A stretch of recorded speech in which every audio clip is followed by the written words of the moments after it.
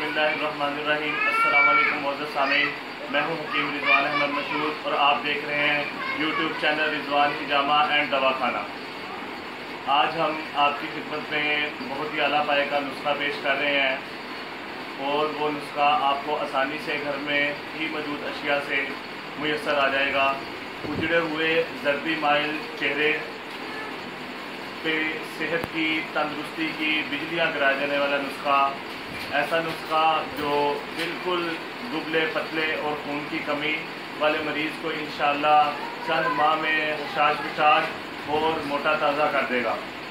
इस नुस्खे के अज्जा जो हैं बहुत ही आसान है।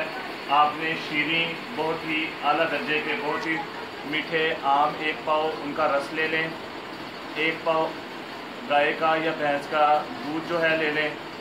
इसके अंदर 1 चम्मच देसी घी जो है गाय का, अगर मुयस्सर ना हो तो भैंस के दूध का जो है वो डालेंगे।